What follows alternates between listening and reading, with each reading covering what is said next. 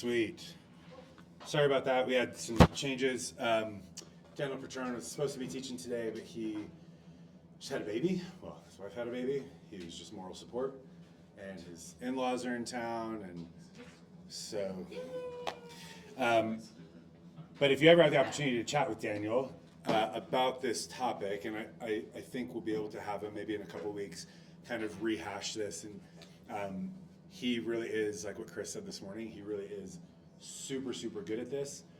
Not only growing his database, but managing his database, which you will find is the lifeblood of this business.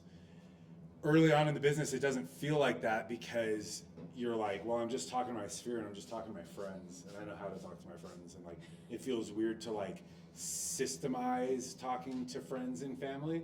But what will happen is you will quickly start talking to so many friends and family that you'll forget what you talked about or what you said that you were going to do to follow up, right? So we're going to talk about some of those things and how to add people that are not in your database yet and how to get them into your database, aka grow it. So today's agenda, smart data bank, database, whatever you want to call it, how to build it, how to feed it, communicating with them and systemizing the communication, servicing them, LOL, so to speak, recap and ahas, and whatever. So your database is your business. Building up the number of names in it and a relationship with those names is really at the very core of what building a real estate business is all about. Agree or disagree? Agree. Why do we agree? Sounded like the right answer. Because Gary Keller said it, and so we thumbs up it. All right, class is done. Gary Keller said it. I mean, what more is there to real estate? Truthfully, it is really the fundamental. So before we do this, I know that at the end of all these Ignite classes, there are these, I don't even know what they're called. Oh, there it is. Yes. Yes, the success system. So I want to at least touch on it, do a little bit of accountability, because I know that for myself, it is very easy to get distracted from the core activities and to get interested and balled up in the not core activities, right? Like decorating the office, like decorating our website, like spending an inordinate amount of time on our Facebook page. There's a lot of things. So first, before I waste any time on this, is anybody tracking their success system stuff, which is 10 conversations, 10 contacts added, 10 handwritten notes, 10 501 social media engagement / enrichments. Okay, so we don't need to waste a bunch of time on that. So so that we can save some time, we're just pair up in little accountability partners. Your guys will be different, so us three have a little conversation.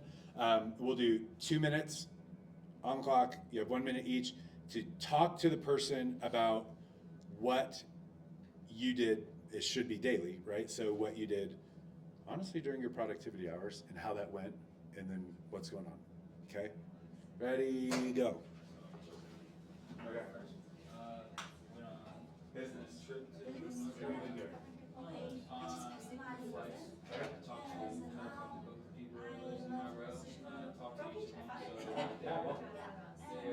Recently, I watched a lot of YouTube videos to talk about how to do this business.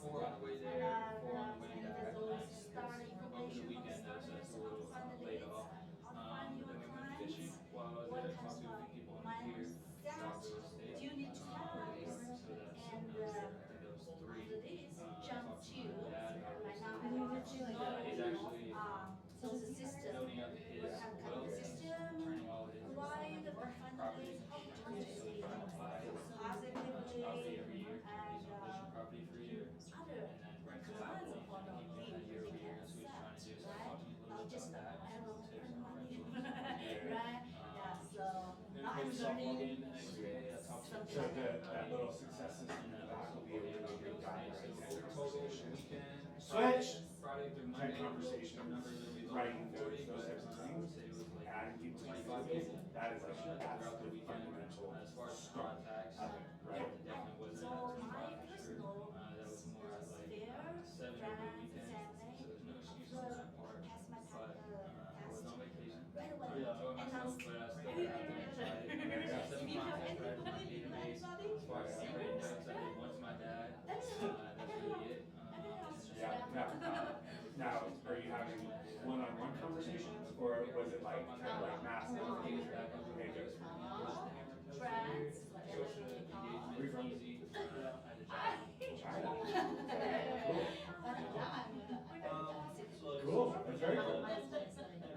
Next year will be way. Okay, very cool. Had to ask you. There's not a lot of Chinese. I have another friend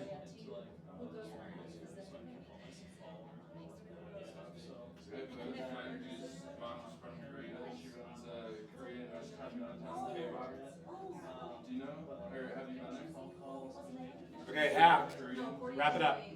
So you should check it out. It's her name is my friend's mom's name is John. Huh? It's down Powers. K-pop, Korean cafe. So you know where Dick's is on Powers? So it's pretty much right there. All right, wrap it up. Yes. Okay, welcome back. So, hopefully the conversations that you're having with each other about your business, I think there's just something important. I know, Kylie, can you hear us okay, by the way? Sorry. Yes, I can hear you. She's taking a nap. She unmuted. Yes. I cannot hear you. Hi, can you hear me? Hold on. Is the, well, I don't think that little speaker underneath is on. Hi, can you hear me? Kylie, just keep blabbing Hello? so we can hear you. Okay. Or just give us Hello? like a raise your hand button or in the chat. Hi. Hi. Sweet. Okay, so she can hear us. Okay. Honestly, what it comes down to is at the end of the day, the reason that we do these, or that we should be having some kind of accountability partner or system or method or something, is because, again, we might think that we're doing the right thing, but sometimes we're just not. And look, I suffer with the same thing. On our team, it's why we came up with, I mean, it's essentially kind of like that success system, but it looks just a little bit different for us. But it's like, what are the core activities that have to be done throughout the week? And if you're not doing those core activities, you're not doing your job. You're not prospecting, you're not becoming an area expert, et cetera, et cetera. So, but obviously today, like we said, is about the things that we can do to grow our database. I'll let you figure this out. Okay, so what is a database or data bank? Anybody? Sort of. I mean, a CRM is technically a software program, Okay, your command, then, your command. which is still a software program. That's the database, right? Your database name command, your contacts. Yeah, but what comprises a talking, like, in database? general? What is a database? Who is your database? Yeah, right? People that have expressed interest in a service that you're offering, and people that haven't. They just don't know yet. They just don't know that they want to do business with us yet, right? So leads, we have leads and we have contacts. So leads are the people, so leads and contacts are what make up a database. Leads are people that have expressed interest, and then contacts are people that you just have a relationship. They know you, theoretically, they like you, you know them, you have your permission to engage with them, et cetera, right? Generally speaking, you'll notice that as a lot of a lot of realtors, as they get further and further into this business, it seems to be a trending item that they get further and further away from building their database by prospecting, by calling. Now, that's not a universal rule of thumb, but a lot of people, they get to a point where they're like, I just do my sphere. Why? Because it's way more comfortable and it's way easier. However, Well, in a sense, it's easier in one sense, but I think the stakes are also sometimes higher, right? Because you're like putting your relationship on the line with them, and you better be good at what you're doing. And so, but ideally, like when you're working your sphere, you're having conversations with people that you already know, and you're basing them based off of, it can be a little bit more personalized, it's less of the growing. But in all of our phases, we're all very much in a phase, especially if you are not from here. How do we grow this freaking thing? Okay? So we'll turn the page to database define. This kind of shows it. So it starts with lead capture, which I think we've talked about a little bit. And in this funnel, you have your leads from relationships, or you form relationships with these leads, right? Because leads are just people that have expressed interest. And then what it says in contacts is you strengthen your existing relationships. Here's a question. Is there value, or I don't know exactly how to phrase this question. Is everybody going to be immediate business? This is an obvious answer, right? The answer is no. Now, what can we do to find immediate business? Ask questions. Okay, so you do have to ask specific questions. What else? There's the types of people you're prospecting, so like client expires or like doing open houses or Yep. like that. Yeah, right, like looking for the people that are active, that have already expressed interest or made significant moves to be in the business or in this space. So they're going to an open house. It doesn't necessarily mean that they're ready to buy. They might have just been in an area, but or they had a listing that expired, right? Like that person has expressed interest in the real estate market itself. Have you heard of Z-Buyer? Yes, What do you think about that? I don't know anything about it, but I've heard of it. Okay. Any other brain busters? They express interest, what, just like through Z-Buyer, or not? Yeah, so Z-Buyer is like it's a paid lead thing, right? It's how you get, it's like Zillow or Zillow Flex or referral exchange or anything like that. Yeah, theoretically, I mean that's somebody who has expressed interest in the business. Most of what we're going to talk about today is is finding ways to grow our leads without paying for leads, without spending money on, Zillow sending you leads. So your database is all about relationship management. The relationships you build and develop will grow your business through new, repeat, or referral business, which we love all of those. We especially love repeat and referral business. But in order to have, I wish I could go back and, I can. But in order to have repeat, we have to service our database. We have to do that well, right? So it's like the full kit and caboodle.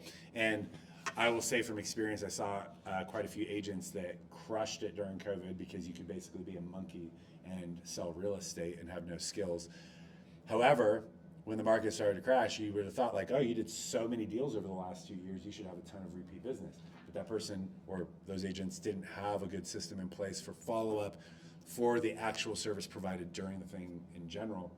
And so they didn't get referrals and they didn't get the repeat business. And so you find yourself in a lifestyle of constantly prospecting and working new clients. That sucks. So we're going to try to avoid that. Okay. This is generally what Keller Williams provides for us to have a cloud integrated platform for running our business. You also have, this is going to be a Kyle quick tip. You also have your freaking phone, right? Does anybody, okay, we've got Androids, we've got iPhones, iPhone. Okay, this is Kyle's quick tip. And some of you have heard this before. Pull out your phone and pull up a contact.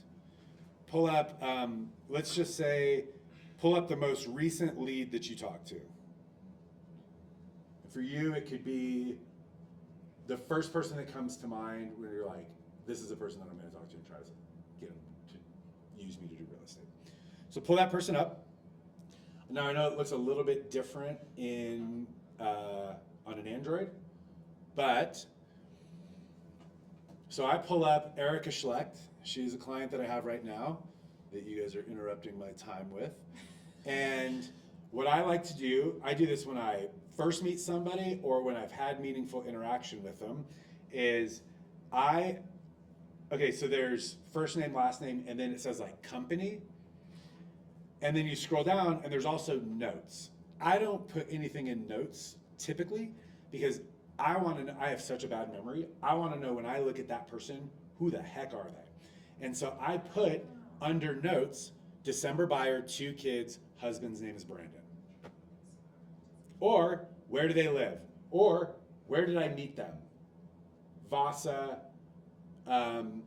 blonde-haired girl, whatever, right? Like renter, looking to buy next year, what's their occupation, whatever. And so all of my people, as I slowly work through this, I do that for everybody in there. And do you do that just on your phone, or do you transfer that to the command database? Yeah, I absolutely put it into the system itself. Hello. I absolutely put it into the database itself. But like my phone is like, it's always on me, right? And it's so much easier and it's immediate. For example, I have like 50 people doing SkillBridge across the country. And look, I don't fucking know who half of them are. And I'm not supposed to swear on a Keller Williams broadcast, but sorry. I don't know who half of them are. And so like they pop up, I recognize the name that it's a SkillBridge person. So I put SKB I put SKB and then when's their start date, where are they trying to go, whatever. And so if I need to send a message to all the SkillBridge people, I open up my contacts and in the search bar, I go SKB and everybody that has SKB pops up. It's so clutch. And so if you meet somebody, this is why this is so dope. If you meet somebody at Vasa and you put, so you put in Haven Shirley, Vasa, personal trainer, whatever, and you're like, what is that girl's name?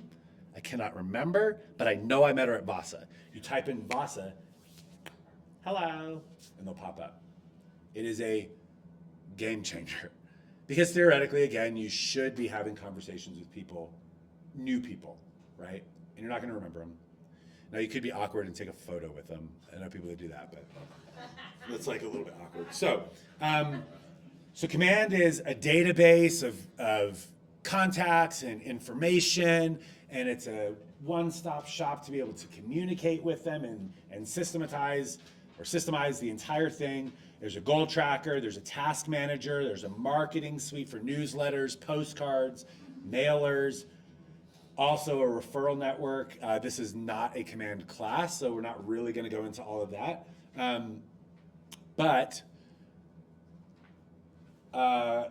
for you two specifically, there are ways that you can then connect basically and drop ship your entire contact list into Command. And then you just have to be good about when I add somebody, I also will add them into Command, right? Because if you don't, you'll get behind and it'll get so messy. And people will just start falling off the bandwagon and you will lose business. And then what sucks is you'll see them pop up on Facebook 7 or 8 months later and they buy a $700,000 house and it wasn't with you because you didn't have a follow-up plan. So now coming out of the military, for most of you, what did you do before real estate? Teacher? Of like what? Kindergarten teacher. Okay. So I would assume honestly for the same is that like we didn't really have CRMs in the military. I don't know if you did you did public affairs, right? A CRM is a customer resource management system. So Command is a CRM. Okay, yeah. So it's the one-stop shop software that houses your database. So the reason that earlier when you said Command is my database, your database is in Command. But a CRM gives you an opportunity. You can text from it, you can email, you can send postcards, you can set up a website, you can do all these things to your database that lives in there. Okay, so, yep, yes. And so your phone is also, however, the difference is, because like your phone book and your contacts list in here, ultimately, unless you're using it intelligently, it is just a contacts list, right? So the global is really just a contacts list. So for example, when I was in the military, when I wasn't flying, I was an exercise planner, and we tried to use so many dumb systems. We tried to use like OneNote, which was dog water. We tried to use Teams, which also sucks. Right? But those are more of like a CRM because they have a little bit more functionality and there's a little bit more continuity, right, involved. Let me tell you how, like, when you're on a team, a way that we use it, for example, is so I have my own database. Francis has his, Sam, Chris, we all have our own database, but we've got a Halloween party coming up, and so we all go in and we tag Halloween or Halloween 2023, and then Madison can go in and she can just search all the agents, so all 4 of us, and she can pull everybody that's been tagged with it. So now it integrates all 4, and now she can do that, and she can put them all in an email chain. She can put them all, blah, blah, blah, pull addresses, do all that stuff. How did she get permission to do that? Because when you're on a team, you just like, How do we figure out how to become a team? I have no clue. So like if you two are like joining forces and you want to be able to combine your stuff, high level question, I don't know, honestly. Okay, 4 laws of the database. Read them off. Ben. Build a database, feed it every day, communicate systematically, and service all leads. Yes. Okay. I hate that these are called ahas. Sorry, Keller Williams. But, okay, so up until this point, any major takeaways or any questions before we move on? So on command, you can create a website? Yep. How does that work? Outside of the scope of this class, but yes, you can. Have you set up your command yet? No. Okay, so unimportant right now. Okay, now we're going to talk about building your database. Okay, so the first names that you put in there are obviously your sphere of influence. Families, friends, coworkers, people that you talk to regularly, and obviously you're going to want to have as much information as in there as possible. And it's like a video game in command. It makes you feel like you have like a health score. So like the more information that you can put in there about somebody, the better. What are probably what's the most important to have in there? Phone number, obviously. Number 2, email. Then number 3, okay. Address or like business they work at or like job or whatever. Okay, yep, you can put that in there. Yeah, sure. So, so then you have this weird thing of like, now you got to ask people for their email addresses and their addresses. So we will talk about that, but also you can just use forewarn, which you will eventually have access to. Now, forewarn is not perfect. In fact, I sent a letter to one of my best friends the other day, and it bounced and it came back, and I was like, I really thought that was his address, but I don't know, he had just moved or something like that. So it's not always like there's a little bit of lag, and I don't know how much, but forewarn is basically a program where you can check to make sure that your client's not a rapist or a criminal or a fugitive, or you can just get people's addresses and send them mail. Oops. Yeah. But it came about because, like, for example, little less of an issue for me, for obvious reasons. But like if Rochelle has a client reach out through a Z-Buyer, and she's like, great, and then she plugs that phone number in, it also shows police records. And so you're like, okay, the guy just speeds a lot, whatever. But it's also like, oh, he was put, Go to his house alone. yeah, he was put in jail for sexual assault. So that's going to be a no for me, dog. Or, Kyle, can you come with me on this appointment, right? Great. Okay. A couple other things. Ooh, birthday. Okay, right? Because we talk about like the 36 touch, right? Or the 8x8 plans, and well, this is more of a 36 touch, which I think we've modified to like a 50 bajillion touch now. But birthday, that's like a huge one. And if you can figure out people's birthdays, aka Facebook, and you throw that in there, you can also get reminders from your command and from your database that like, hey, so you see at the beginning of the week, like all the birthdays for that week, and you're like, wow. And now you know, like, maybe not call them, but maybe it's like a little letter or a birthday card, or just a text message, right? Or just a voice memo. Voice memos, by the way, step above a text message, step below a call, right? Because some people won't answer the phone call, right? And like, I won't answer most phone calls because I'm just like, ugh, I don't want to talk to you. What do you want, right? But you do that little voice memo thing. Hey, happy birthday, whatever. And then the other general forward questions that you've asked them, other family members' names, do they own, do they rent, other those details. So you'll have like a notes section, and you just keep that up to date. Now, one of the things that's cool, I don't use Command personally. Our team uses a different one called Sierra Interactive. It is not the best, but it's just what we use. And something that's cool is it's also integrated into my Gmail. So if I have email communication with my client, the email pops up in there as well. Super clutch, because I don't have to go find it. Because this is what happens, is you will have clients moving from out of state or that you just met or whatever. And again, you'll be like, who is this? And you just don't remember the details. And like 2 clients were very similar. And so like they just mush together.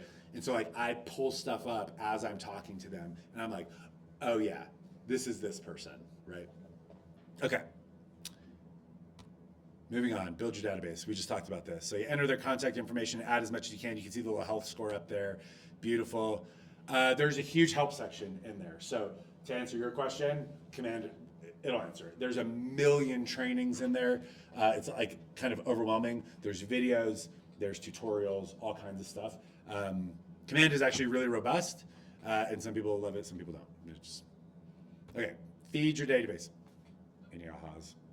I hate that they're called ahas. It sounds so childish. All right, now we're going to talk about feeding it every day. Does that mean feeding every person in there every day? Every single one, every single day. Okay, per the book, this law is about adding people to your database, just as we discussed yesterday. First, you add all the people you know, your sphere of influence, and the people you encounter regularly. You add your dentist, your children's teachers, your coworkers, the people you know from the neighborhood, your spouses, like people. The rest of your feed comes from what? Lead generation. In the previous session, you learned the difference between prospecting and marketing. What is the difference? I don't know your name. Huh? What's your name?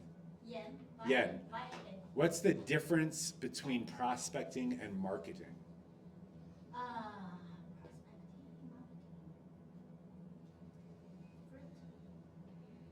Because they sound very same, but they're different. Marketing even bigger and more. Prospect is every person. Okay, Detail. okay. We can expand on, yeah, you're on the right track. Cameron, help her out. So prospecting is more like an interactive thing. You're going out there and like specifically interacting with people and looking for specific clientele, I guess. And then marketing is just like a less proactive approach. You know, it's just getting thrown out there and it's bringing in a huge number of people. Okay, so give me an example of prospecting. One example. Door knocking. One example. Calling. Calling who? Wireless. Okay, Talking to people at Walmart. talking to people at Walmart. Focused conversations, but talking to people at Walmart.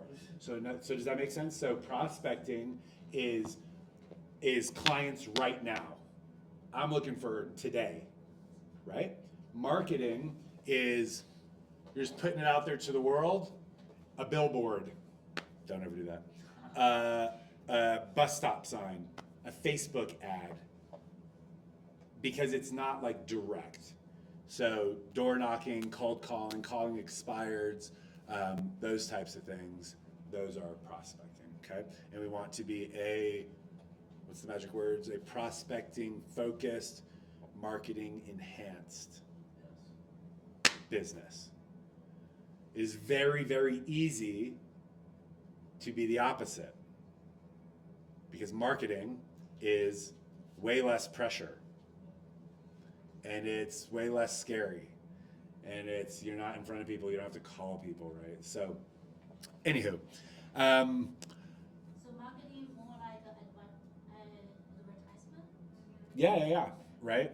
Social media stuff is mostly marketing, right? Unless you're sending a DM.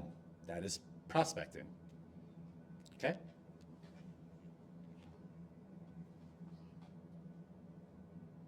Sorry.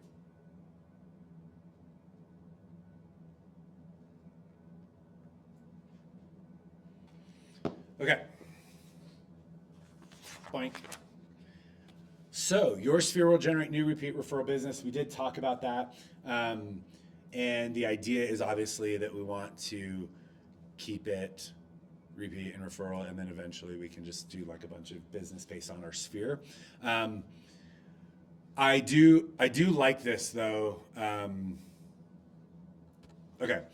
So how do you ensure that your sphere will refer you? So number one, asking for a referral, which we're going to talk about in a little bit, explaining how they can give you a referral, sharing how important it is, blah, blah, blah. But how can we expand? How can we just expand our sphere? Okay, I don't know how to ask that question, but let me tell you, when I think of sphere, I often think of neighbors, right? Like, I move here, you move into a house, and you've got neighbors. So it's very anti-American culture nowadays to like have relationships with your neighbors. It's like not normal. Would you guys agree? Like maybe your immediate neighbor and the guy across the street, because like you look at each other every day that you come out to go to work. But let me tell you, what gets really irritating is when you're a realtor and houses start going up for sale in your neighborhood. And your face and your sign is not in that freaking yard. Because that dipshit realtor doesn't know your neighborhood better than you. You live in it, right? So here is, now, this is a little bit pot calling the kettle black because I have not done this. It's a thing that eats at me because I don't do it. But how would that conversation sound? Let's, Cameron, let us role play. You knock a lot of doors, so I want you to come up here and you're gonna knock on my door, so to speak. And we live in the same neighborhood, we're neighbors, you're cranking out, and I'm putting you on the spot here. And we're gonna figure out a way that you can prospect your neighbors for business. Gotcha. So that you can become the realtor of choice. Whenever you're ready. Knock, knock. Hello. Hi, how you doing today, sir? My name is Cameron Bowe. I'm a realtor at Keller Williams Premier Realty. Hey. I should have let you answer how are you doing today first. That's okay, man. I'm good. I'm your neighbor. I live just down the street from you. Today I was going around the neighborhood providing real estate market reports. Here's the real estate market report. If there's something that would interest you, maybe I can talk through it with you right now. If it's not something that interests you, I could definitely take a phone number or an email down. I could add you to my database, and then I can shoot you out these monthly if that's something you would like. That was a lot. So you hit the highlights for me real quick. I don't really want to give out my email. Yeah. But, okay, so maybe talk through some highlights. Yeah. Okay, interesting. You said you're a neighbor here? Yeah, I live just down the street, 3 doors down.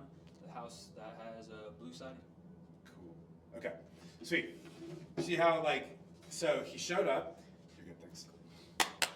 Clap, clap, clap, clap, clap, clap, clap, round of applause. Thank you. That was beautiful. Okay, so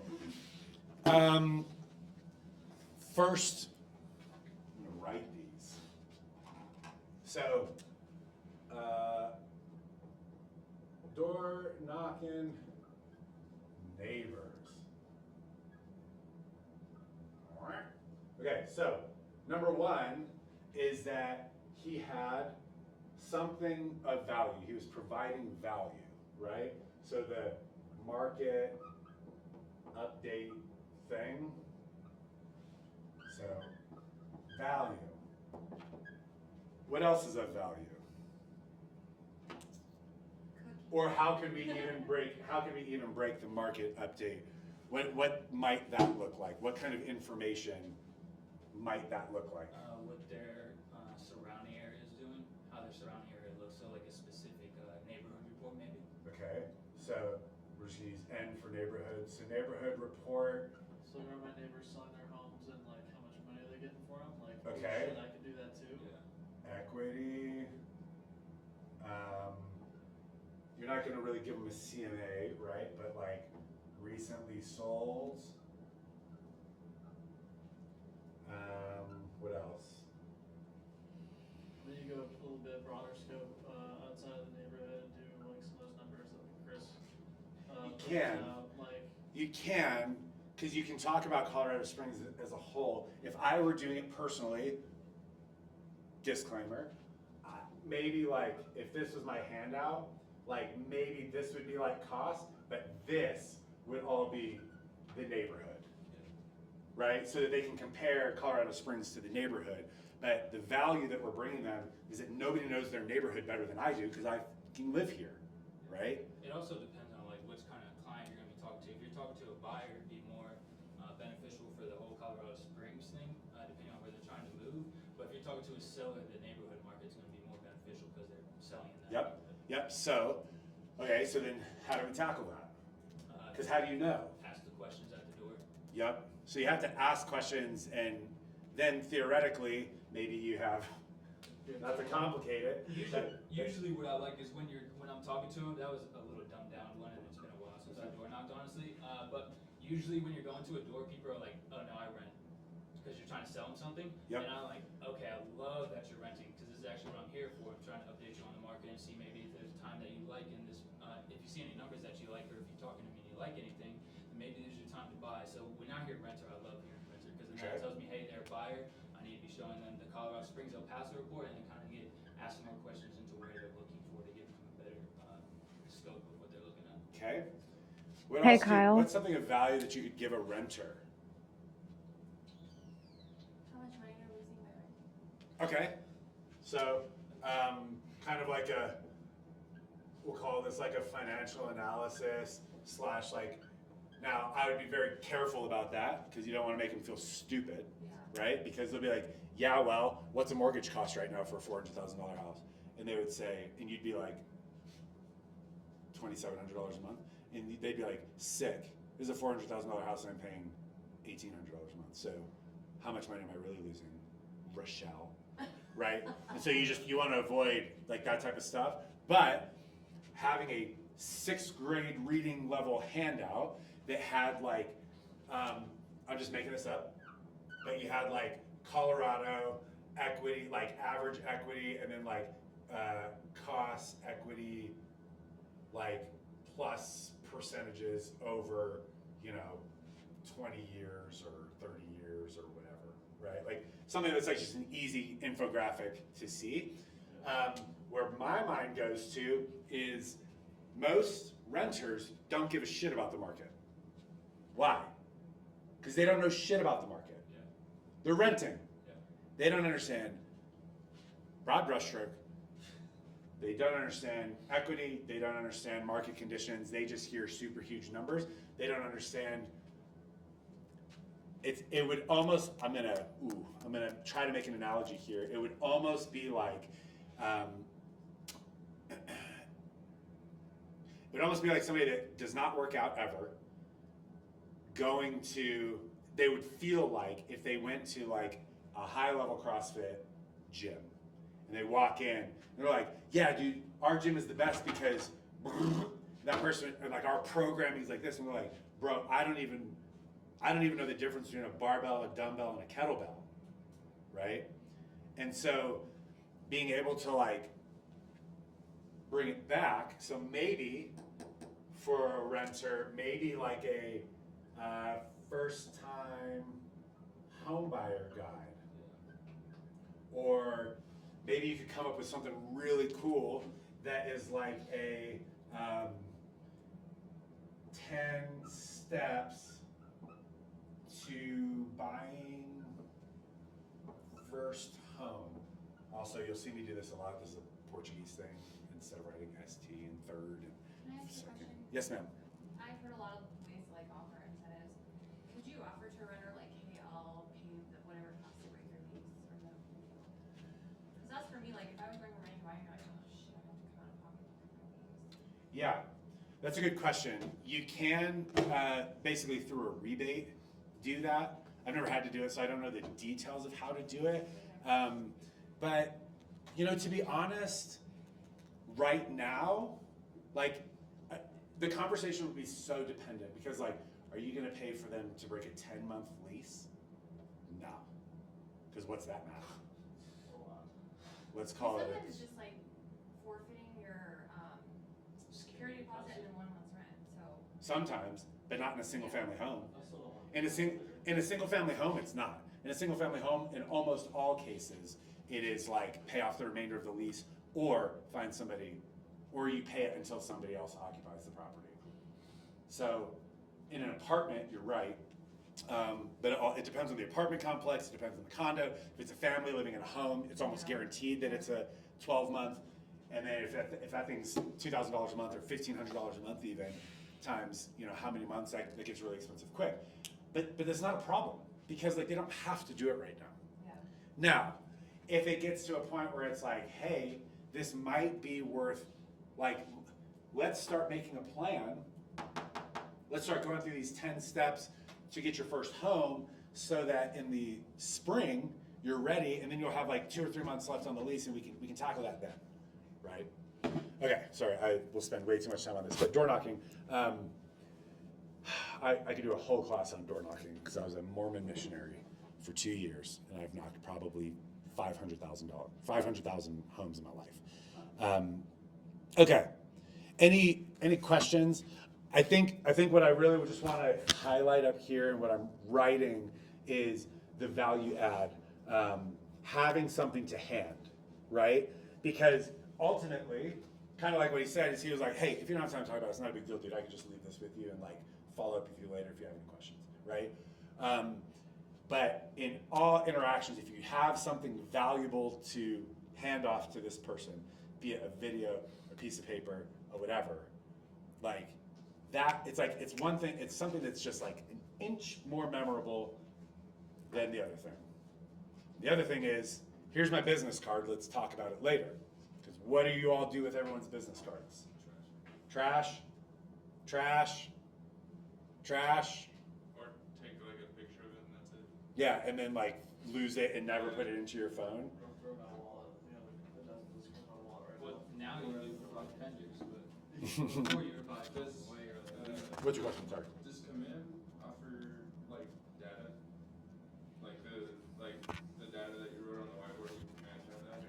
You're talking about like market reports and stuff like that? Yeah. So you won't really find that in Command, but you can find that on PPAR. Okay.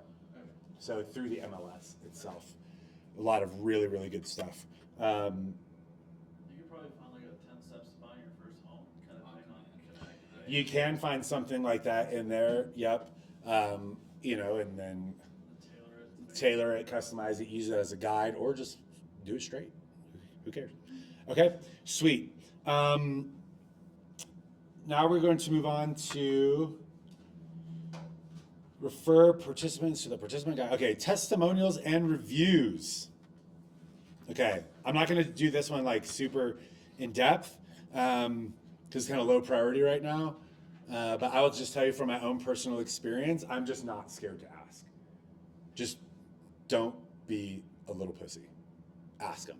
Be like, hey, and you can do it, you can front load it. In fact, Alex Hormozy talks about this a lot, is he kind of front loads it in the conversation where he's like, yep, and then, you know, maybe it's like part of the commission thing or whatever, and it's like, I am trying to like, you know, strengthen my Google reviews because like I'm the type, I would literally have this conversation because it's the type of person I am. Like, yeah, when I buy a freaking $5 toothbrush on the internet, I read Google reviews. Do you do the same thing? Are you the same type of person? Some people are like, no. And I'm like, well, I read it for toothbrushes, socks, restaurants. maybe not socks and like toothbrushes, but like other things that you're gonna spend, I would say maybe more than $20 on the app. Okay, cool. Well, are you gonna spend more than $20 on this home transaction, Cameron? Yeah, obviously, right? And so it matters, and people want to know that they're working with somebody good. So like, if at the end of this you felt like I did you right, and that the transaction, that like the things that I could control were controlled, and that I treated you right, would you guys be willing to write a review at the end? Yeah, thank you, I appreciate it. I'll follow up and I'll bug you about it, but you know, and if you want me to write it for you, but like it's gonna sound really good if I write it, but. And let me tell you, it was like the third or the fourth one that I got. I kind of like pinged them like twice about it, and then they wrote this review, and it was like, it almost made me cry. It was so good because it was just like, it was so thorough, and it was just because I asked and followed up. That is really all I'm going to say on this. Let me just see if there's anything. Okay, what about if you haven't done business yet? Can you get a referral? Or can you get, sorry, testimonial or review or anything like that? Yeah. Could you get a testimonial from your people right now? Yeah. You could, right? That's valuable, right? So it's just like, hey, you know, guys, obviously I'm relatively new in the business, and so I'm just like, I don't have a ton of Google reviews. I know we haven't like finished our transaction yet, but like, if you guys feel like I've provided value, even if it's just like really simple, would you guys mind writing something like really simple? Maybe. Sure. Cool. And then we can like update it when I'm done if it was like really good service. Yeah. Make sure it's positive. Yeah. So I like to say, like, will you guys write me like a 5-star killer review? I like to say that. I like to say killer review, or like a freaking like baller review, like one that you'd feel stupid not using the person if they read any of these reviews. Yeah. Okay. Thanks. When you post these on social media through your agent site or in any form of marketing, you may attract leads. Okay. Offer an item of value related to real estate on social media and people opt into. This is stupid. Okay. Oh, I do like this though. Like if you're providing like them a guideline, I've never done this, but it's like, these are like some things, these are like big ticket items that people look for. He was responsive, attention to detail, professionalism, empathy. What? I guess it is 2023, so I'm an empath. Ben is such an empath. Kylie, Yeah, that. can we hear Kylie yet? I don't know. I haven't been able to test it because she's been talking. Kylie, talk. Hi. Hi. Kylie said, I can't see the board. You got it? Hi. Hello. Dang, killer. I thought you guys knew how to work this system. Okay. The third law is communicating with your database. And we are going to take a 2-minute break. Get up, go get drink, smoke them if you got them. Do some jumping jacks, but get out of your seat and get out of this room. Benjamin. We will be back in 2 minutes. Since we got started a little bit late, we're going to cut that short.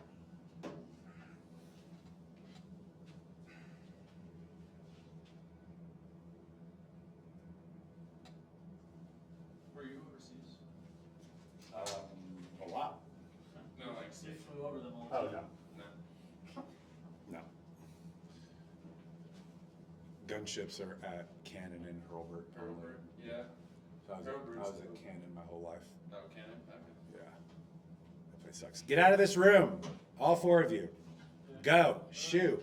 Move, Sarge. Go work out there. Stand up and walk. I need you to move. I need you to do something. Whatever you're doing on your phone, Yen, go out there. Yeah, add their information. Okay. They just sent Do it to outside. me. I'm gonna check see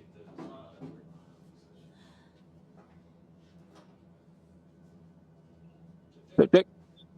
It doesn't work.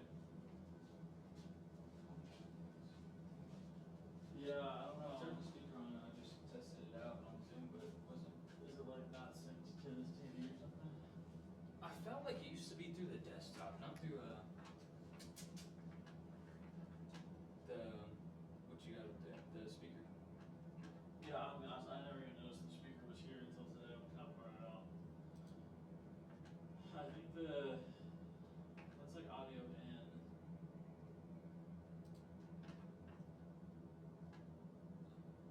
Maybe go back to the actual Zoom meeting. That's why I'm seeing if there's like a settings that I can. Oh yeah, I was like, go to the.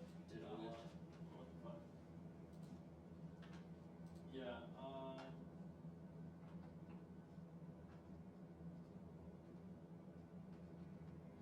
apps maybe?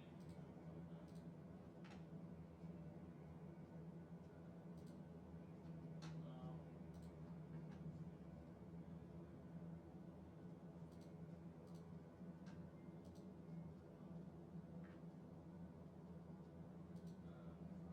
Okay. Okay, select the speaker, Audio driver. try it, I guess rotate it. Do you know what Realtek is? Is it that speaker? It would be dope if it was. Well, you can't read any branding on this. I'm joining the Zoom real quick. Check. Alright. What just happened?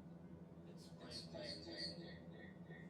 Through the, oh, cool, okay, well, Kylie, try switching it back to another one, see if it. Thank you. Try switching it to another speaker option and see if it'll come out of here for one of them. Do you remember how I did it? Yeah. Mute. Yeah. Same in the system. Maybe. Have Kylie try it. Kylie, say something. Hello. No.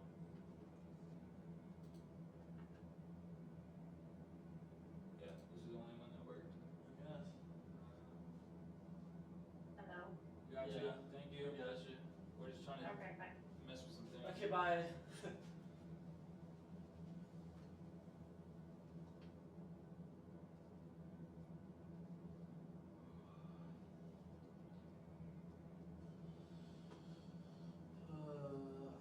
Dude, I called this listing. Alright, we're starting. Really wanna look at it. Na-na-na-na-na-na-na-na. Got the people talking thing working. Kylie! Hi, Kyle. Hi, Kylie. How's it going? Oh, it's going. Nice to finally meet you. Yeah, seriously. Sorry about that. My freaking tech wizard's done a shit. I thought you were the tech wizard. Nope. Yeah, but Okay, apparently. All right. Before we move on, takeaways. One takeaway from each person so far that you can implement into your business and that you will do before the end of September. Keep up with your database and make sure you're inputting notes so whenever you get on the conversation or have a call with them, you can actually talk about personal things so you're not just forgetting who the person really is, or it kind of drives topic points if you have notes in there about like their person, their family, personal dreams and stuff like that. Okay, so you're saying that you're going to not miss inputting notes when you're having conversations with people. Okay, cool. mine is the contacts in your phone with adding, like I do it under the, like what is it, work or whatever, so it shows up in that like main line. So I'm gonna click it and read in the Yep. notes and stuff. I just started doing that, with adding people, like with the expireds, and that, like, if I have a conversation with them, or if I don't, like, if they're not doing that call list, like, cool, I can cut it in the future minutes right now, and I'm adding like expire all and things like that in there, cause my then long-term plan for that is getting all those guys transferred over into Command, and then setting up like a smart plan to like sell, like selling, like seller tips and like stuff like that to those, people, and then I'll be able to like, already have a tag in it. Sweet. To search up expire all of them up. Yep. So Okay. that's what I'm gonna start doing. So a little bit of organizational. Good. Start to build my database and get used to the software, the command, what's going on there, or Yeah. get familiar with it, use it. Sweet. Perfect. What about you? Implement commands and then let my family, friends, and neighbors know that I'm aspiring as an Yes. Yeah, I'll do the Dude, that's so important. That's so important. It doesn't matter that you're not licensed yet, because what you want is you want people long-term to associate you with being a realtor, right? They want to know, because if you tell them, dude, even if, think about it like this, even if you'd been in the game for 3 years and they didn't know, and then you were like, yeah, I'm a realtor, they'd be like, what? You're a fucking aircraft dude, or whatever. Like, no, I've been doing this for 3 years, and I'm really good at it. They're like, it's a hard connection because they didn't know that you were in like a business change or a lifestyle change, right? Kylie, take away. Yep, hi. But to start using command, I'm really bad about just having all of my new contacts still on my phone and not transferring them. So I'm gonna work on that. Okay, this is a common theme. So I'm going to give you guys all a way to do this, okay? When you come in the morning, before productivity hours, and we have that 8:30 to 9 o'clock thing, I want you to set aside 10 minutes at the end of productivity hours.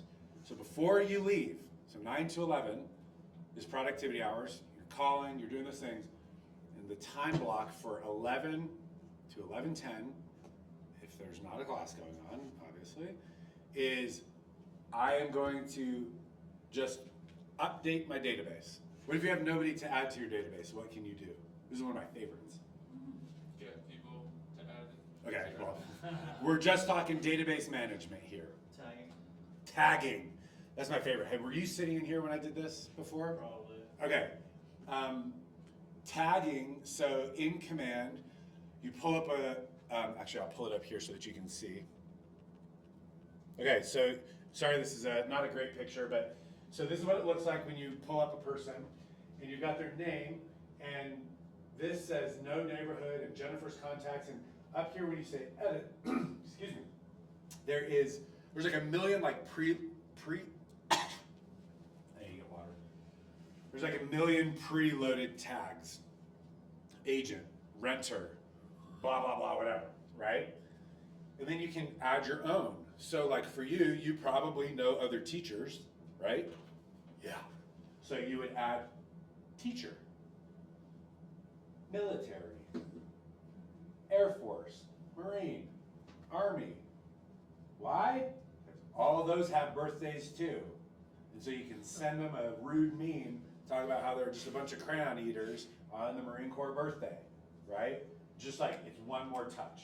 And it's easy to filter through because then you just go and you say military. I want to send a military thing to all these people, or like Memorial Day's coming up, or Veterans Day, or whatever, and I want to just, all my people that are veterans, I want to send some VA loan stuff to, whatever. So if you don't have anybody to add to your database, just go through where you left off and add more tags, right? And just keep going. What are like 3 or 4 tags? So like everybody should have 2 to 4 tags, okay? So will you guys do that? 10 minutes. I can't tell you where to do it, but find 10 minutes. This works for brand new people like you and aspiring agents like you.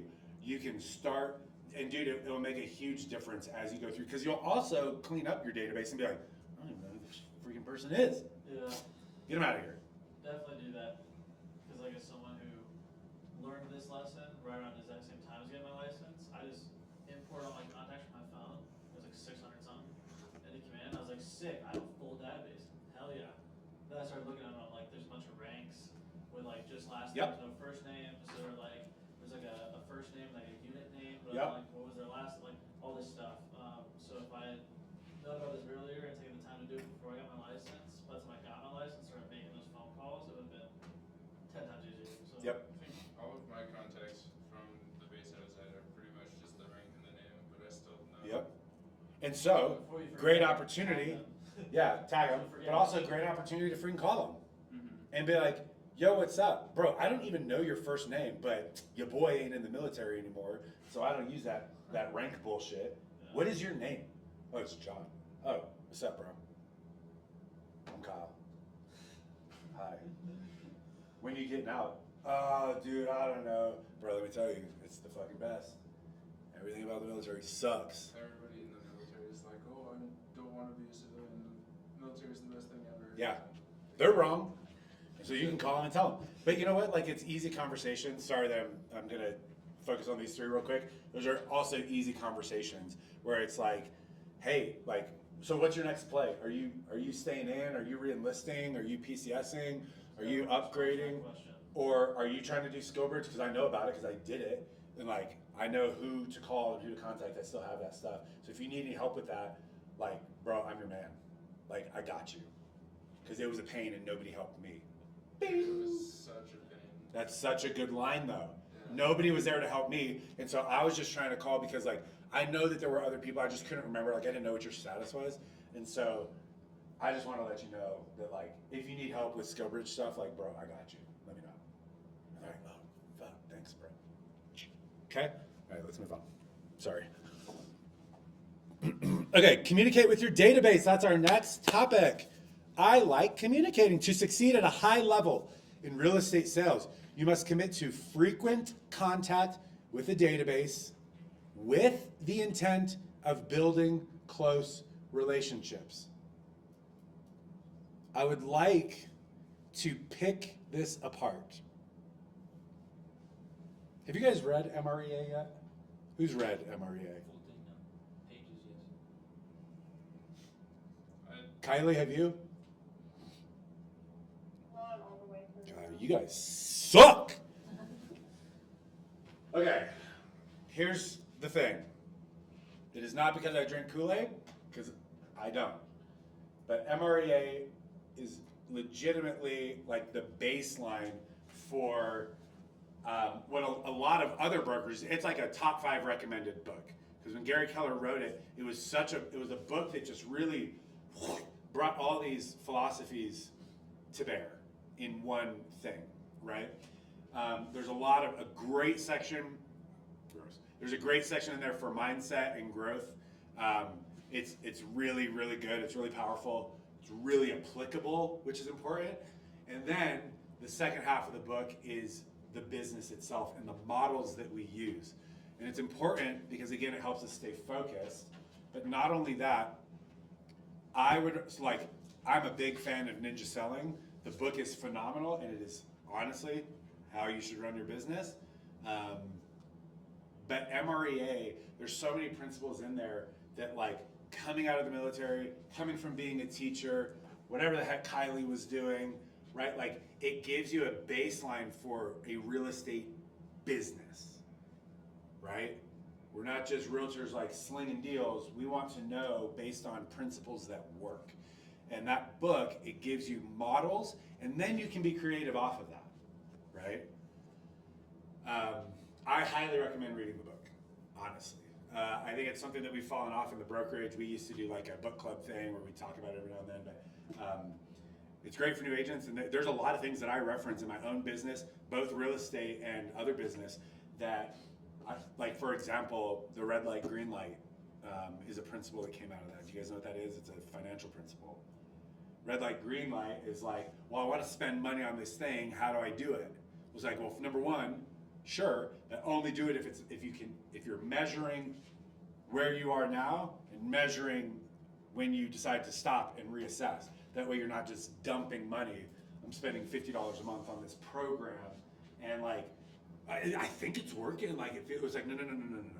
We're red light, green light. We want to know, can we measure it? And so if after 2 months or 3 months or whatever it is, we look at this test period, then we red light it, right? And it's a plan so that we don't just get consumed in debt and monthly payments. That's an example. It's like one tiny example. So I highly recommend MREA. And you could probably get a free copy from Chris. I would ping Chris about it. Clients. Okay? Okay, so sorry about that. I want to break down this sentence because I think this sentence is so powerful. So to succeed as a high level in real estate sales, hands up if you want to succeed at a high level and not just succeed. I'm assuming Kylie's hand is up, even though her camera's not on. Ooh, we got 10%. Okay, we got 10% battery left. so sorry. Oh, I can plug this right? I can't plug it in. This is so fun. Okay. You must commit, not just like have the desire, but like you're committing. You're saying, I am going to do the things to frequent contact with the database with the intent of building close relationships. So it's, I will have frequent contact with the people in my database with the intent of strengthening the relationship. And I feel like it's so powerful because what does it not say? With the intent of what? Selling. Yeah, it does not say that. And that's so important for us to understand. Oh, this thing is going to be bad. People don't want to be baffled by Yeah. greedy people. Right? And we're not going to go all the way into this because you guys should kind of know this by now. The Ford, right? Like when in doubt, the Ford model, it's when in doubt, a way to guide conversation. Yeah. Okay. So frequent conversation with strengthening the relationships and reminding them that you're the realtor.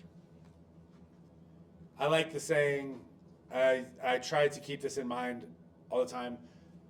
I'm more than just their realtor, right? Okay, let's move on.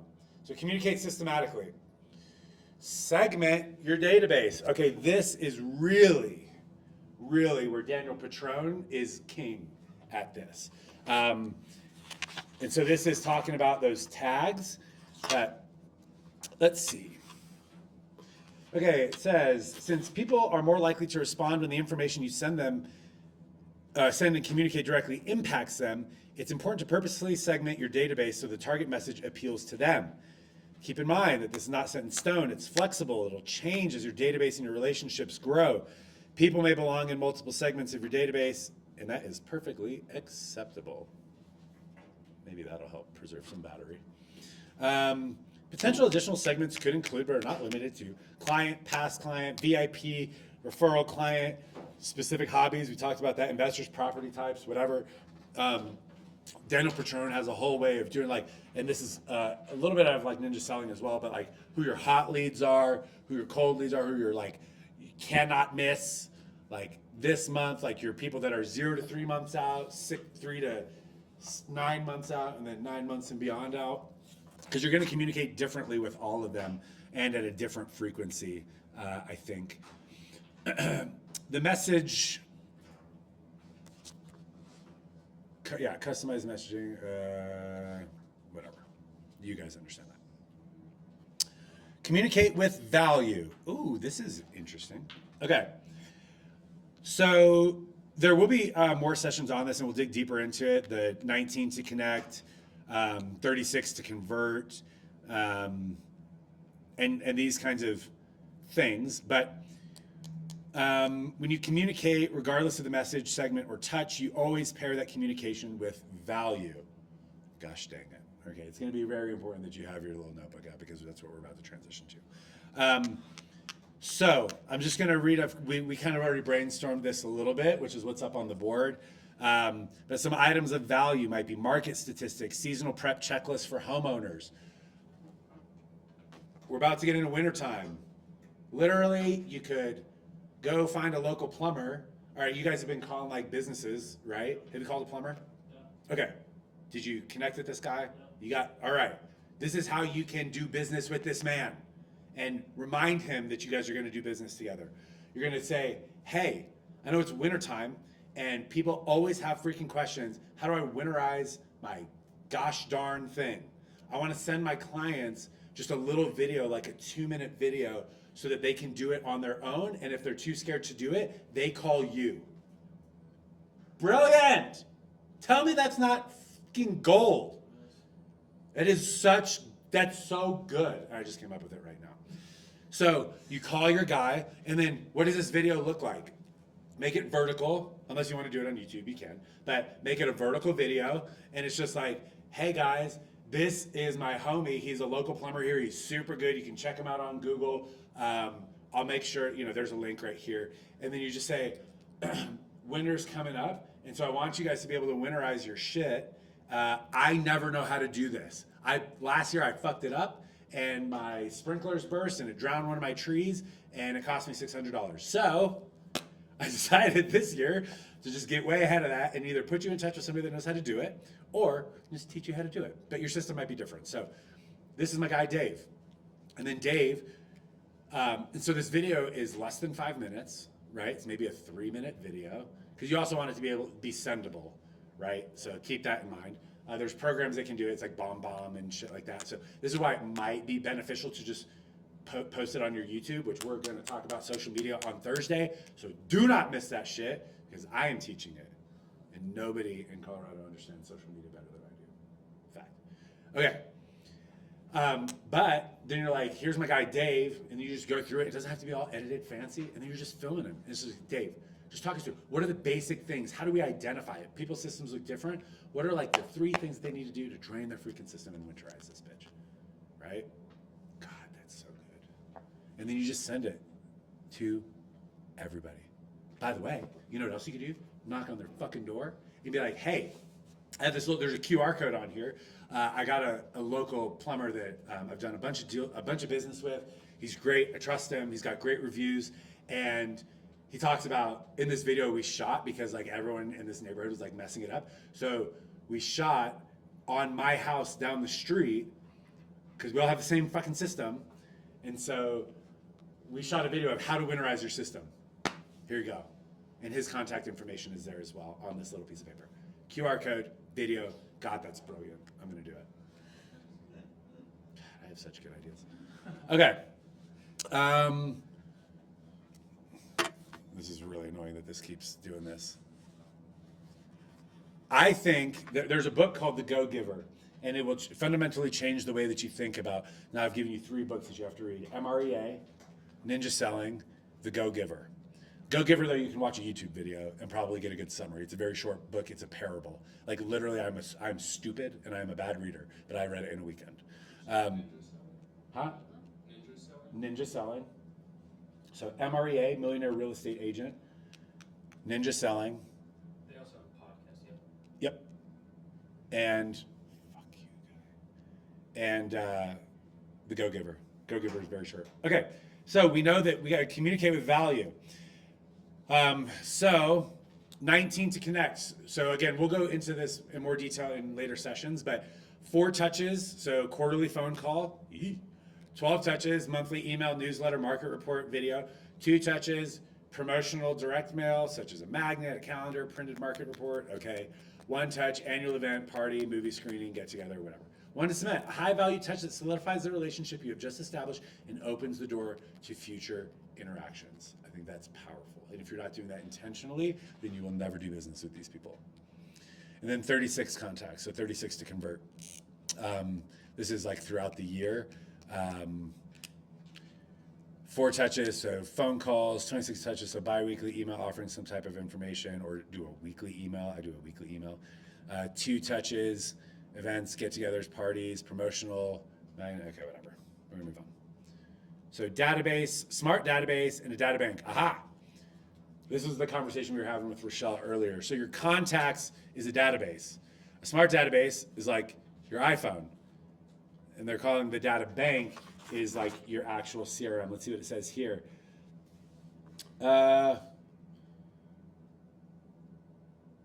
Okay. I'm just gonna double tap on this again because I remember when I was new and I was communicating with my sphere and it felt very weird, right? You guys have heard of the DTD2? DTD2, have you heard of DTD2? I know you have not. Okay, so DTD2, very simply, we're not gonna go into it right now, but it breaks up the alphabet. So this week is actually Y and Z for calls and F for notes.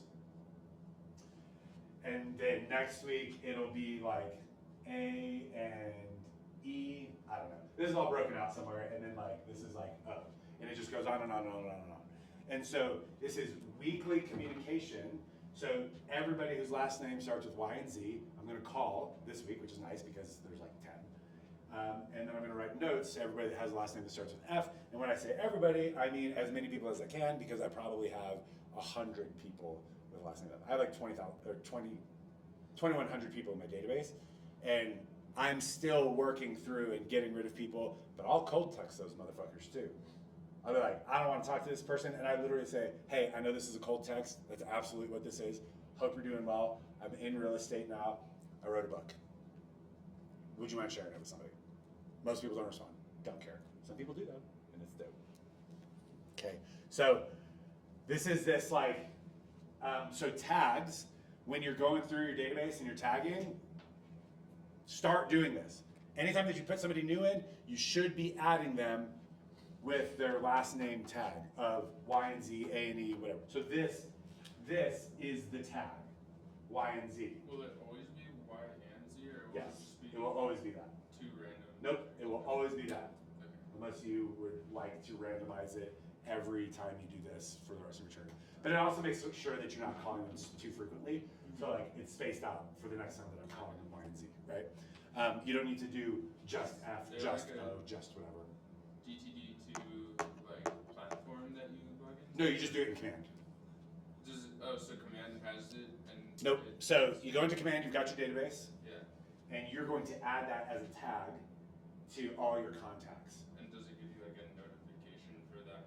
No, but so what I have is like right next to my desk, Yeah. I have the DTD2 schedule sitting there. And I believe it's in command. The actually. schedule, okay. The that's what I schedule was is in wondering, command. what Yep, I know schedule that's what was, you're yeah. asking. If And you so, show up 8:30 to 9, we do it every Monday too. yeah, Okay. and so you can get a copy then. But I'm pretty sure it's in command. So I print it out and it's sticking to my window right next to my desk. And I do that all the time. I'm just like, it tells you the date. So September 25th through the 30th, it's Y and Z. And I'm like, okay. So I just pull up the Y and Z tag and I just start working. Okay. So we were talking about, I remember when I first started doing this, it was like, yeah, but it's like my guy, like, it's just my guy Joe. Like, I talk to Joe all the time. We flew together. We hunt together. Like, I don't need to write notes about him. Wrong. I did. I did need to write freaking notes about him. Because, and put follow-ups and tasks, right? Like, especially if it's like somebody comes in there and they're like, you talk to your boy and he's like, yeah, I'm actually PCSing in January. What would be the task then? The task is Follow up in December, fucking before that. November, whatever. Follow up with them and make sure, like, you know where they're PCSing to, and if they're here, try to be their agent. If they're going somewhere else, try to set up a referral. Try to set up a referral. Yup. Also, start acting like their agent and you will become their agent. If you don't take anything else away from today's lesson, act like their agent and you will become their agent. Act like their agent and you will become their agent. I have done this so many times. They didn't ask me to be their agent. I just acted like it. I just sent them, I got them in touch with a good lender. I sent them a YouTube video about real estate or about a home buying thing, or I sent them like a little checklist that I found on the internet. I don't know.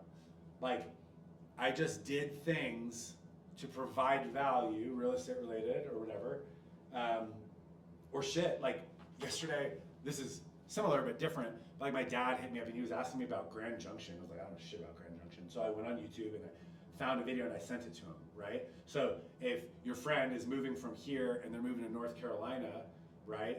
Like, just find a video about that area. There's always gonna be a video.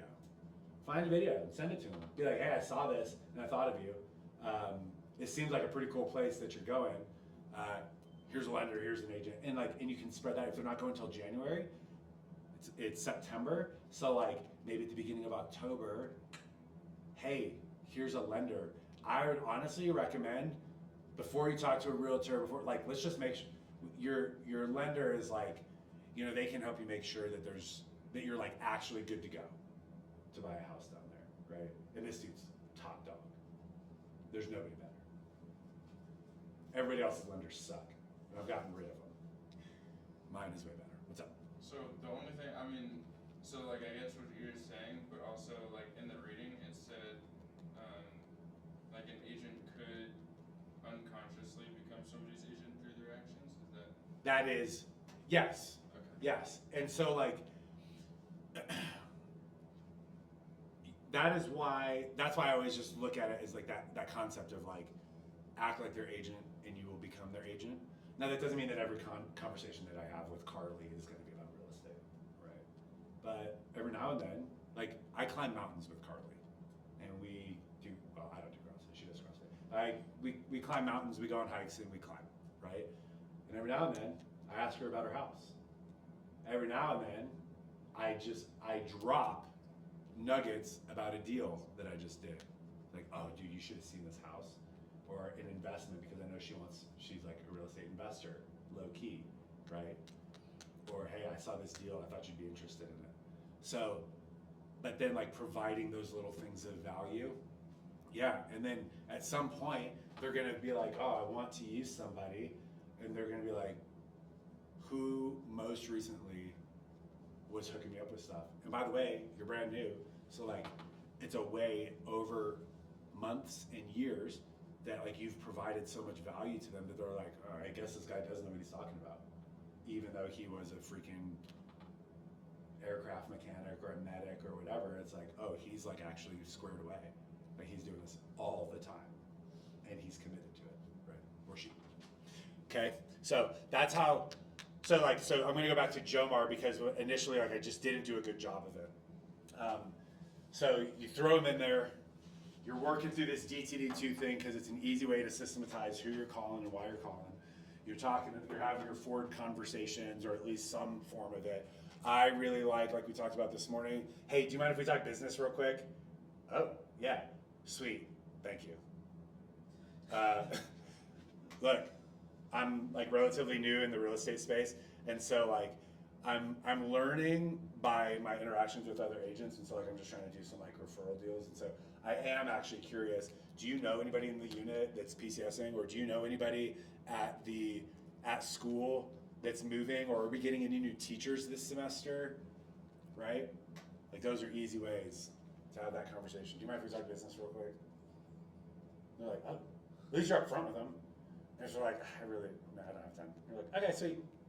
So that when they see your number pop up in the future, they know that you're calling about business, but they also know that you're not going to waste their goddamn time. Okay. Before we move on, any ahas about communicating with your database? I just need to see. God, these lessons are so fucking boring. Somebody, or anything that you can implement. Oh, we're almost done. We're good. Yeah, what you got?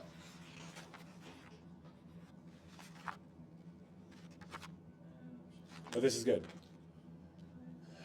Okay, we know you're not listening, Kylie. Okay, service your database. Your job is to build a community and serve the community. We have about 20 minutes left. Your job is to build a community and serve the community. So service all leads. Plan for a lead follow-up program to leverage every opportunity. Opportunities, campaigns, and consumers. So in Command, again, this is not a Command tech class, so you're not going to get a ton of, we're not going to open up Command, we're not going to dive through it today because that's not the scope of this. Although hopefully soon, when Ignite is done, we can have John run another Command class because he's kind of a wizard on Command. And then also Thursday with Leslie, although we're in Ignite, so it doesn't matter. But Leslie does her tech trainings, and sometimes she talks about Command. But so opportunities, campaigns, and consumer. Those, so under the consumer tag, that's where you can build your own little website. Trust me, bro, it's nothing fancy. But that's also where you can build a landing page. So half my SkillBridge people come from a landing page. They see my TikTok video, they click on the landing page, it submits their information, it goes directly into Command, and then I know to contact them and I know where they came from. So command your database on Connect under technology, right? This is like where all the trainings are.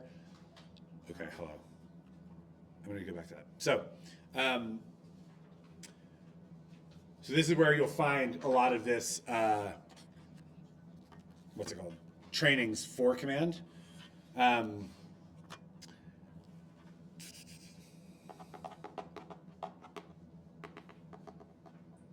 Real estate is a relationships business.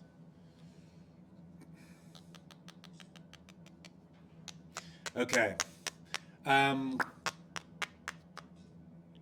Here's a good question,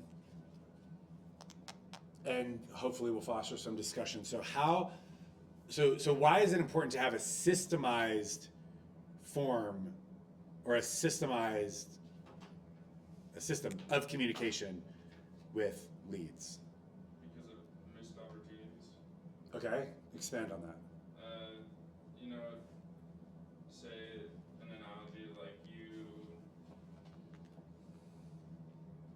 you have so many, say like video games you want to do, and like a Steam library or something like that, and you know they're all just randomized, and you don't know which ones are which, and you're trying to get through each one, but then at the end you spend so much time on one, but the others fall through the cracks. Yeah.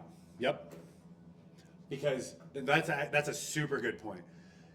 The reason it's important to have a systemized and to always be prospecting is because when that deal falls apart and you realize that these dickheads that you've been spending all this time with, man, KW's gonna murder me for saying all this stuff, but you spent all this time with them and eventually they realize they're just priced out of the market. And if you spent 3 weeks working with them and you weren't prospecting in the meantime, they fall off and now you're 3 weeks behind what's going to manifest in 3 months. Exactly, right?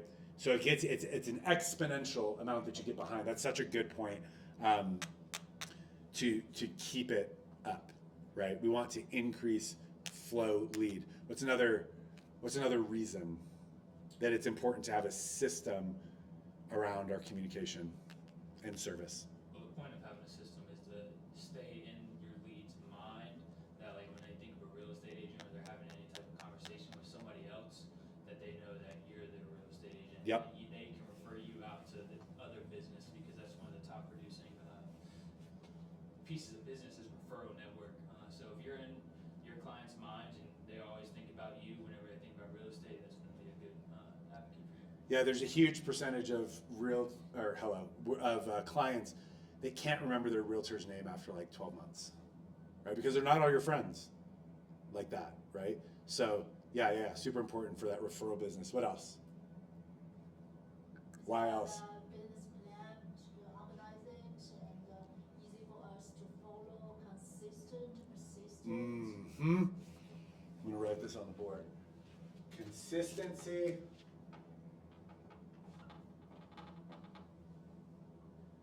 Leads to momentum.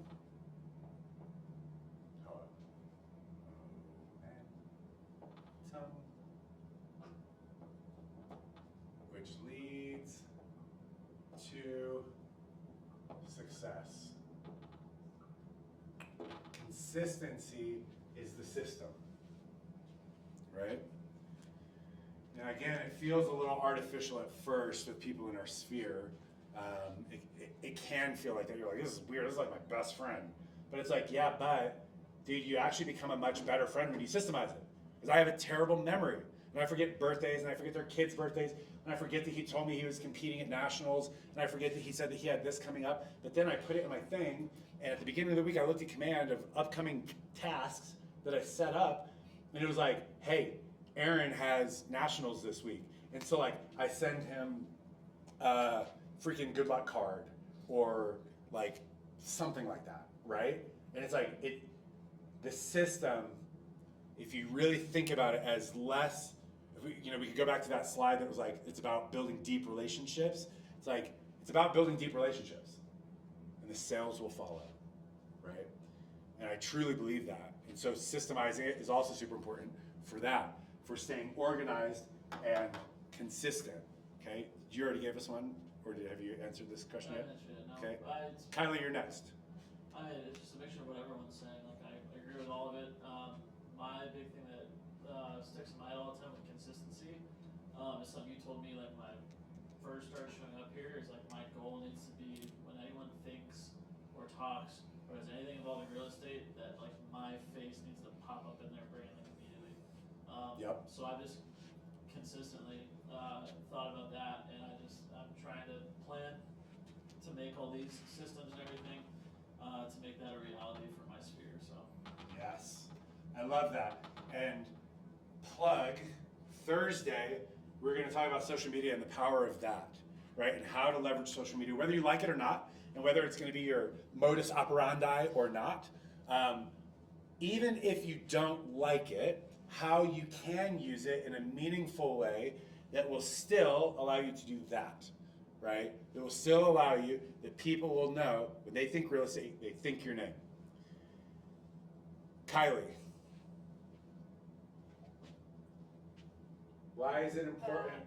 Why is it important? Why is it important? Yeah, why is it important to systemize our communication and service?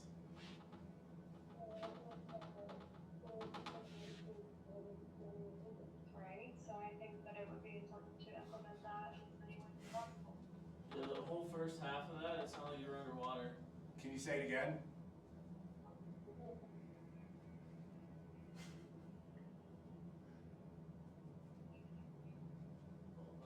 That got worse. Super worse. Hi. There we go. Sorry, can you hear me? Yep. Hello? Gotcha. Oh, okay, sorry. I was saying that being systemized is just one of the, in my head, one of the main keys to success in running your own business. So I think that it would be important to implement systems in as many ways as possible. Yes. Yes. The last one that I will give you is it makes it less awkward to call your sphere when there's a system in place. But also, the system is so important because this last section is service your leads, right? And let me tell you, it is super, super, super, super, super easy to underservice your sphere, your homie, your best friend, your wife's best friend. It's super easy to underservice them because you're like, it's fucking Sarah.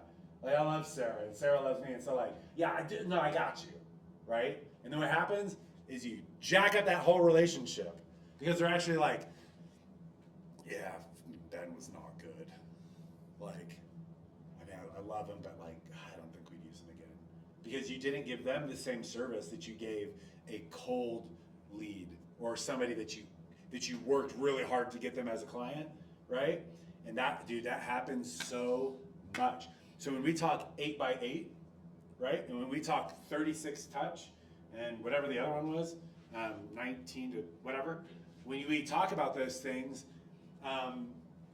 you still want to do them.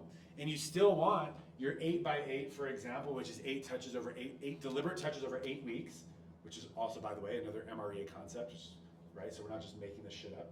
But that, like, when you have somebody that is like, oh, my friend Joe, like, I should have done this with Joe. I just didn't know. And so I should have put him on an 8x8, which was like, for us, it's like, send him a note card. Like, just, hey, dude, it was great catching up with you. Like, I know note cards are like super freaking old school, but just our friendship means a lot to me, man. And like, I appreciate it. And I appreciate your support as I'm growing my new business and starting this new chapter in my life. And I'm excited for you, and I'm here to help you in any step along the way. And then the next week, you send them a YouTube video. And then you send them a book. And then you send them whatever. And then you provide a market update for wherever he lives or wherever he's moving, and just be like, hey. And then you call him 8 weeks later, right? That's like a systemized 8x8. And they start to realize now in their head, you're not just an aircraft mechanic anymore. You're not just a CISO. You're not just a medic or whatever, or a teacher. Now you're a professional. And you're serious about this business. And they see the way that you were able to shift and focus and hustle for their business. And so they're like, oh, you know what? We're getting a new principal this year, actually. I'd love to connect you, right? So I think that it is so important because I think the system of communication and the system of servicing your leads, like, what does it look like? It's so that they know that they're getting a 5-star experience, whether they're your best friend or you just met them yesterday. They're getting the same situation. That is why this is so important, okay? We have about 10 minutes left, and I'm fine ending early, but I do want to ask, like, let's talk about, so the whole idea was growing the database. I feel like we haven't really talked much about actually growing the database. We talked a lot about managing the database and servicing the database. So I do want to, which I find weird because I feel like this class is kind of not what it was supposed to be, if I'm being honest. But let's talk about growing your database. How can we add people to our database? Get involved in your community. Okay, we're going to talk about that. Okay, so get involved. We're going to deep dive into this one. Oh, that is such a weird word to write. It's just a bunch of humps. Okay, get involved in the community. So this is how we grow this B business. That's what the B stands for. Okay.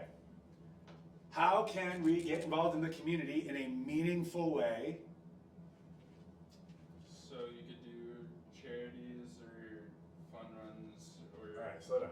Charity stuff like that. event. Okay? You, if you would like, can try to organize a fun run. I will not be doing that. Fun. Or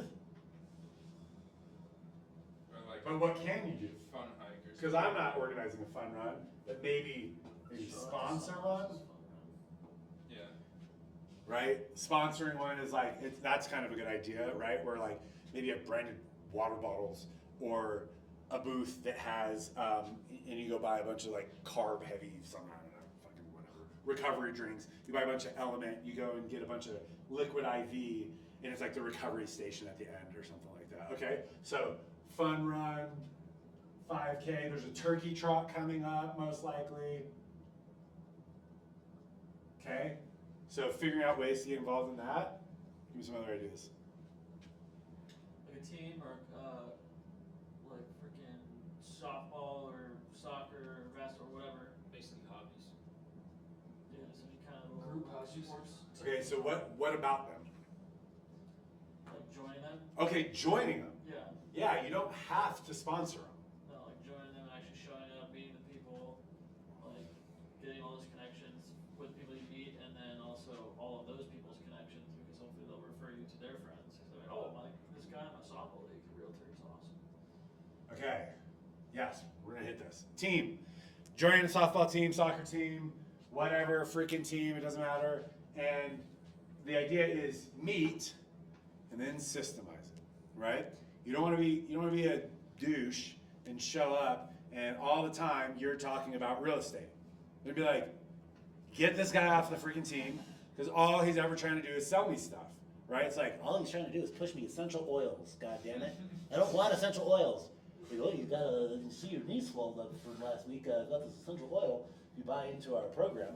So we're not trying to be the snake oil salesman or anything like that. But when you talk about business, you can have those forward conversations with people. And what I would challenge you to do if you join a team is make a meaningful connection with one new person each week from the team.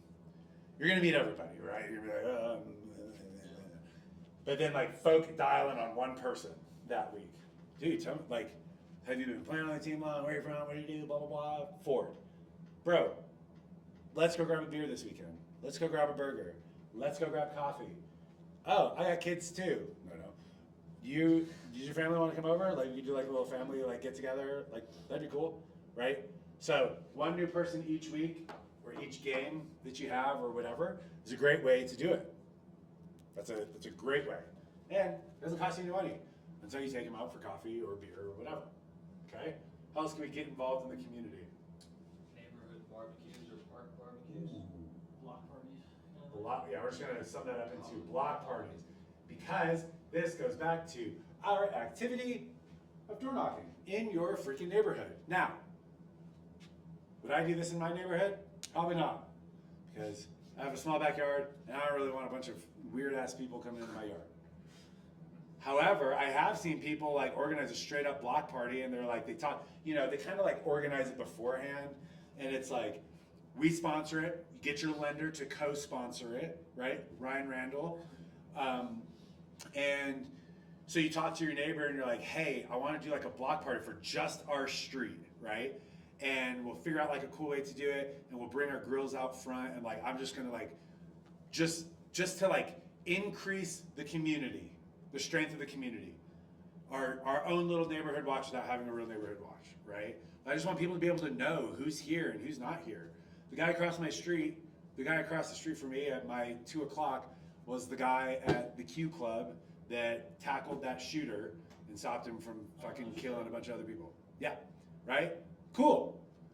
So that it costs a little bit of money, but like that's a cool way to like establish yourself and like drop off a branded thing.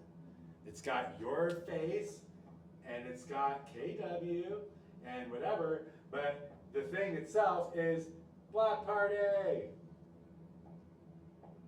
BBQ, or whatever. And it's local and it's right there. You're just doing it on your front yard or whatever. Cool idea. Okay, sweet. What else? Church. Praise it. If you're not religious, get religious. Okay? Same thing at church, right? This would basically be akin to this, right? Get to know the congregation, get to know the people in the community. Okay? What else?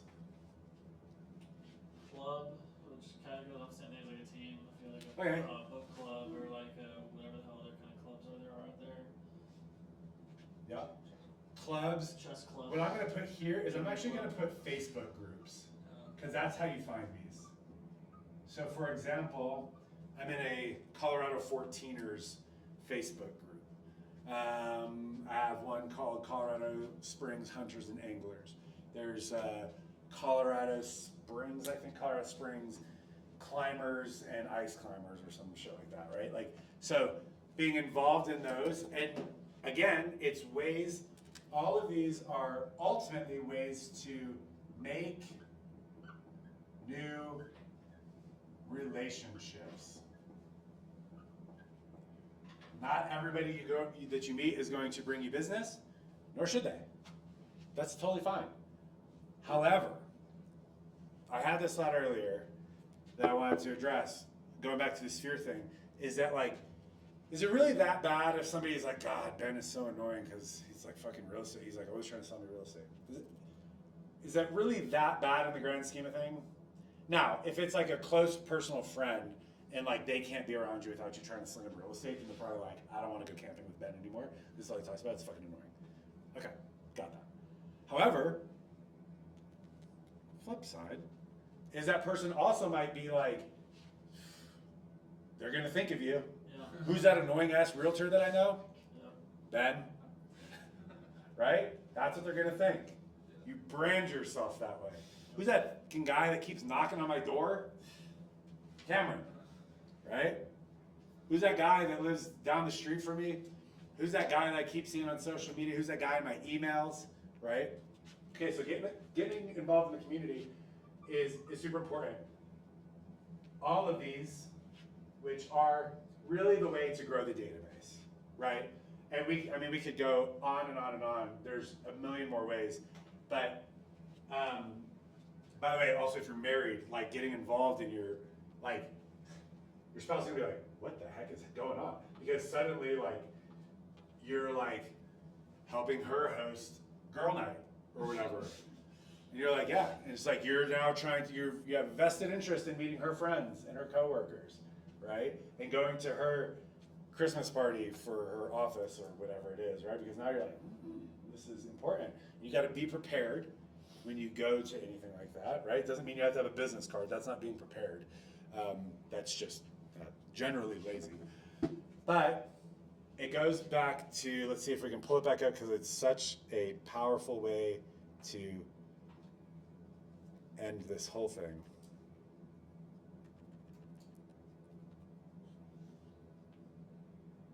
Boom. is that no matter, you can do all of these things and not be successful in real estate. Agree? Yes. Yeah. Dumb. What do we want? We want to succeed at a high level. And to do that, you have to commit to what? Frequent contact. It's up on the board. You can cheat. Frequent contact with a database and a growing database with the intent of building close relationships. So you can do all of these things and still suck at real estate, right? You can do all of these things and 6 months later not have anybody added to your database. That sucks. Or you can have a process to slowly add one a day, or sorry, one a week, or whatever, and while simultaneously, I already erased it, while simultaneously nurturing the people that are already in there, right? And eventually, you solidify yourself as the person that they think of when they think real estate. Cool? You can brand yourself in a million different ways. You can get involved with a ton of charities. You can get involved with, look up a veteran network, right? In the Facebook groups, like, does it mean that you're going into this Facebook group and you're posting real estate related stuff? Maybe just respond to like Yeah. questions people have, or just post stuff you're doing. And there's like, oh, this is a cool guy. And then they just click on your profile and they happen to see that you're a realtor. Yeah. Just providing value. Provide value. If you don't know what to do, think of a way that you can provide value. Step outside the box, step outside the arena, and think, what would be valuable? A handout, a first-time home buyer guide, a 10 steps to home buying, a tips and tricks of the VA loan, a guide for teachers. Did you know that there are programs designed, there are loans for teachers specifically? Programs specifically for teachers, right? That's a big deal. Maybe the other teachers don't know that. And so they don't think that homeownership is possible. So we give first. Give. Out first. Yeah. It should be give, give, give, give, give. Ask, give, give, give, give, give. And that's fine. And I promise you, on top of everything, will it help you have high success in real estate? I cannot promise you you will have high success in real estate because there are so many other factors that only you can control.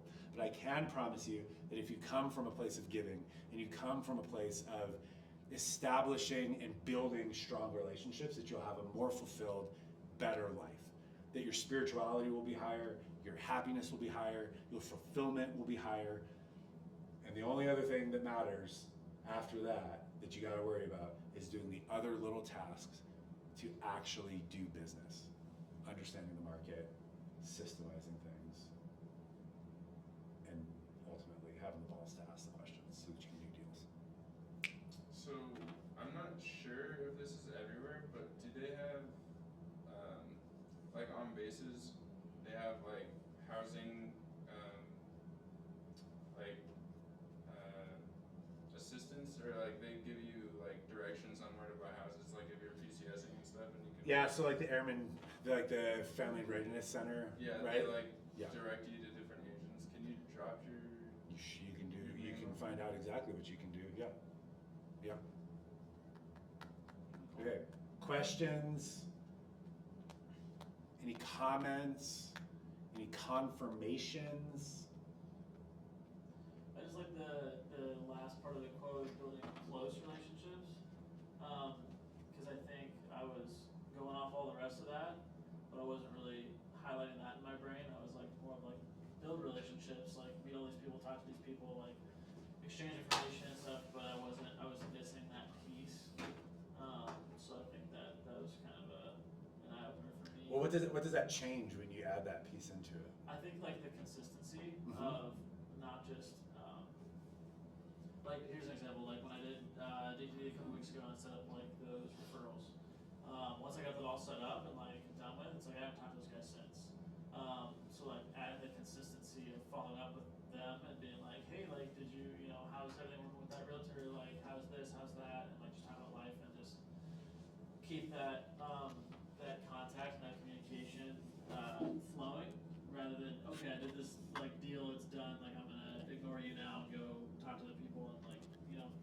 Yes. I'm going to show you guys something. So what I use, but you can also do this with tags. But what I use is I created this before I knew what I was doing. Maybe it isn't here. Before I really understood what I was doing in this business, I created my own little master client tracker because it was like super easy for me to pull up. So like current clients, right here, color coded, basic information about them. What have I sent to them? What have I not sent to them? All this stuff, deals, blah, blah, blah. Okay.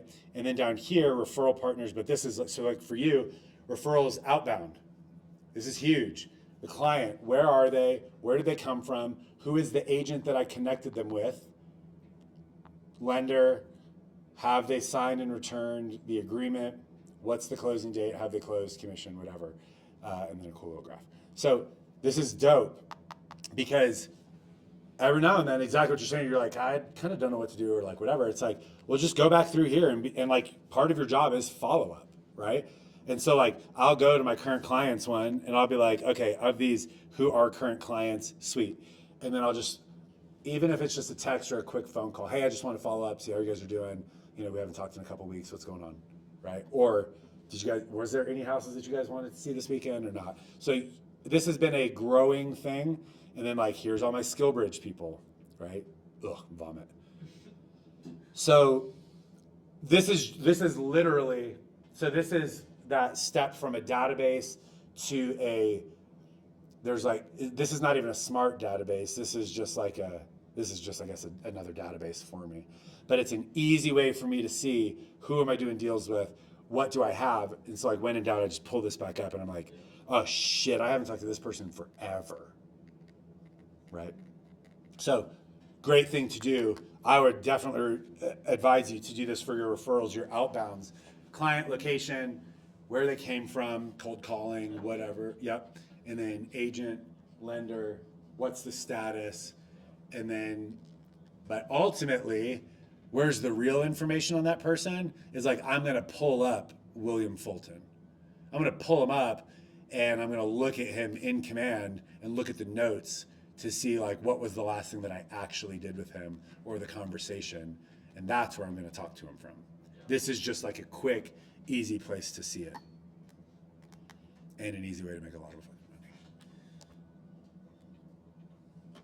Okay? Awesome. Tomorrow is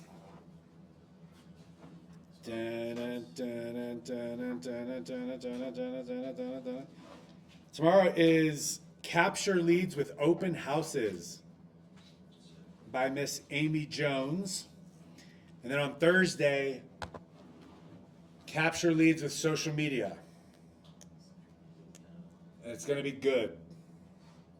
I've been wanting to teach this for a long time, and I've spent a lot of time, a lot of masterminds, a lot of trial and error, a lot of getting rid of bullshit, a lot of A and B testing.